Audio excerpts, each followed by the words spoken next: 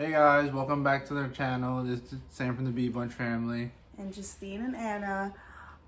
So we did a video recently, I think like a month ago, on like the whole sleepless nights thing, and we wanted to do more parenting videos as Anna's now reaching her first year, on like things we learned and kind of tips and whatever. So our next video, or today's video, is going to be kind of our tips and our experience with her teething. And so Anna, she's getting teeth now. I think she's a little tiny bit behind. Like, I think most kids probably get their first tooth at like 6 months. She got her first tooth at like, it hasn't been that long. Yeah, like, no, I think you're right. 6, 7 months. No? So it's around the 8th month probably then. Probably like 8 months. No, like 9 months, because it just came out. But now she already has 3 teeth, so it's like it's happening quicker. But today we're just going to give some tips. So I feel like teething is something I obviously knew about. I knew that the kids' teeth, I knew it would cause pain and things like that. But I feel like there were some things that I didn't know as well. I don't know how you felt. Well, yeah, I didn't know that it would cause as many episodes as it did, like the middle of the night kind of like pain. So yeah, so if you watched our sleepless nights video, we even talked about how like she is a good sleeper. She started sleeping pretty early on, but one of the things that does disrupt her sleep a lot and why we sometimes have bad nights with her is teething. And a lot of it is that because most of the pain kicks in at night, and then she'll be up and crying and things like that. So I think my first one would be to realize how early teething can actually start. Yes. And that teething doesn't mean that they're gonna get teeth right away, because Anna started teething at like 3 months, and we thought that was super early, but our pediatrician said it wasn't really early. But even though she started teething at 3 months, she didn't get her first tooth till almost 9 months. So it took so long to even though the teething started really early, the episodes with the pain and everything, it actually, she didn't get a tooth for months and months after that. Yeah. So some parents don't realize why their kids are in pain like so early on, like 2-3 months, and it could be teething, right? That is something to keep in mind, because like for instance, like in those nights she could be perfectly asleep with no issue and you think she's having the best dream of her life, but then one shift from a tooth, obviously you won't know until she screams bloody murder that's what's happening, and she doesn't calm down really until always having like a cold teether nearby. Yeah, so that would be my other tip. So yeah, we do use teethers, and we do have the Haka teether, which you can put like frozen fruit in or frozen purees in, and she can actually eat those. And that's actually only for like 4, 5, 6 months and up, because obviously when they can eat purees, before that you can't really have them eat that. But that's an option. The Haka teether does come like that, and it comes that you can put food in it and then clean it out. But for the nighttime or for the daytime, we do use regular teethers. And she did grasp them, but sometimes when she was like 3 months old and she was really young and started teething, she couldn't even bite the teether. She didn't know what to do with it. She would just kind of look at it. She didn't know what to do. Stare at it in amazement, and then she didn't know what to do. So what we did was we started freezing her silicone pacifiers. We don't give her a pacifier during the day if she doesn't need it. She's not overly like used to it, but we use it because pacifiers do help with SIDS and things like that when she was younger. Now we're gonna start weaning her off of it now that she's already gonna be a year, but like that's why we started using it. And then also because since she couldn't grasp the teether so young or at night, the frozen pacifier would help with the pain as well. So that's a tip. If your baby's too small for teethers, or if it's nighttime and they obviously can't bite on it because they're sleeping, you could just freeze the pacifiers. The silicone ones work best because the way the silicone freezes, and then you can just have them suck on the frozen pacifier. The third thing is like to know that there is stages to baby toothbrushes. So you can't just get a regular, the toddler toothbrush is more for her now, like she's 1 and she actually has teeth. Well, she has like 1 tooth, and then she has 2 that are kind of like half teeth coming out. So technically she has like 2 1/4 teeth. but technically there's something to brush there, right? So now you can use the bristle ones, the toddler ones. But when she's a baby, it's not really bristles. It's more like a soft silicone that you can wash with. Sometimes, like I guess in the old days, they just used to use a cloth with water, but that's not as sanitary as the silicone brushes. Those are easier to clean and more easier to sterilize. So it's a parental choice, but that's what we did. I'll just link both of them and so you guys can see it. Make sure that you have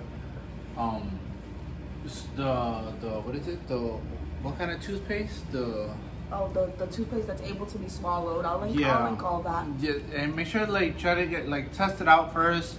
Don't think that just because it's a baby toothpaste, I'll just get it. No, actually read the ingredients, as well as consider the flavor that that she might like, because you don't know if there's a particular flavor that she's allergic to. So yeah, we've always used the Dr. Brown organic swallowable baby toothpaste, and she's always liked it. I think that one's apple pear. And she's always liked it and been fine. But yeah, definitely be aware of what you're using and make sure that it is a swallowable toothpaste, because they're not gonna know to spit it out. And I think our doctor said you use that up until toddlerhood, I think for a while, because she's not gonna know to spit out the toothpaste for a while. And then the other thing I was gonna say is we do give her Tylenol for the pain at times if the pain gets really bad. Infant Tylenol, obviously. Even though on the drugstore it always says infant and children are the same, 1-to-1. That's not what our pediatrician said. So we just decided just get the infant one. Yeah, just take some it. pharmacists say that, and in the pharmacies they kind of say that, but that's not what our pediatrician said. She said to use infant Tylenol until further notice, so that's what we use. Check your dosages with that. Honestly, that's if the pain gets really bad. We try not to use Tylenol unless she has a fever for some reason. If she does have a fever with teething, but we try not to overly use Tylenol. And so I got these organic, they're just chamomile from Dr. Brown. They're teething tablets, and we try to use those first. And then if the teething is really, really bad, or if the pain is really, really bad, then we'll go to the Tylenol. Or if she's having other teething symptoms like fever and things like that, then we'll resort to the Tylenol as a second option. But really, we try to use the tablets, and the tablets do work well. Yeah, definitely do. And there's only and they're very easily they melt really quickly. A lot of these things, even teething crackers that we found, they all melt really, really quickly. So for the teething tablets, have 2 ways to take them. For Anna, I've always done it the second way, but on the bottle it is 2 ways. So if your baby is really, really small, because I think it's 3 months and up, those tablets, if your baby is really small, you can dilute it in a little bit of, you can't give them water before 6 months, but if the baby's 6 months and up, you can dilute it in a little bit of water and have them just drink it. But if the baby's not 6 months yet, you can dilute it in a little bit of formula and just have them drink it. But honestly, it dissolves so quick on her tongue, and she's so used to taking them. That's how we've always done it. Because once it hits her tongue, it basically dissolves. And now that she's learning to eat solids, she actually chews them herself. But when they're really little, even when they're really little, you can put it on their tongue. It did work for us. It's fine. But again, that's a parental decision, and you can just read the back. It tells you all the ways you could take them. What's the matter? What's the matter? It was just to know the symptoms, because there were some symptoms that we did know. We know that teething can make a baby cranky, or obviously not sleep well, or pain, or fever. But one of the symptoms that we didn't know that Anna always gets is teething rashes. We didn't know what those were. Oh, yeah. And they can come out in various forms, usually in the general area of where the tooth is probably forming. But it can also be all over the face. Yes. Usually it is on the cheeks or the teething area, like he said, but it can be all over the face. She's gotten it on her head before and things like that. Yeah. And it's all about because the growing is actually irritating the skin that badly. So just keep that in mind. Sometimes they'll look very scary.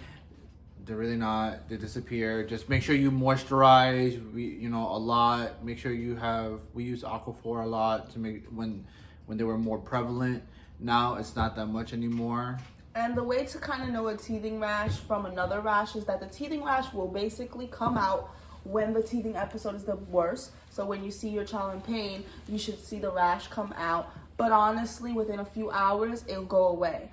Versus something from a food allergy or a milk allergy or some other type of irritation probably won't go away that quickly. So if it lasts more than a day, I would say contact your own pediatrician. Don't take what we say, because this is our experience with Anna, and our pediatrician and her and everybody is different. But I'm just saying, general rule is that teething rashes are going to come out when the teething is coming out, and they're going to go away within those few hours after the episode. Absolutely. Whereas something like a food allergy or other things, it generally doesn't go away. So if it lasts longer than that, it's probably not teething, and you should probably look into other things that might be causing baby rashes and things like that. Definitely.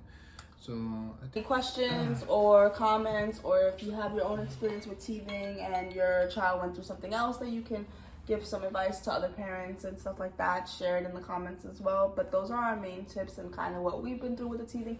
And she's finally getting actual teeth, guys, so it's exciting. yeah, so thank you so much again, and we'll see you soon. See you next week.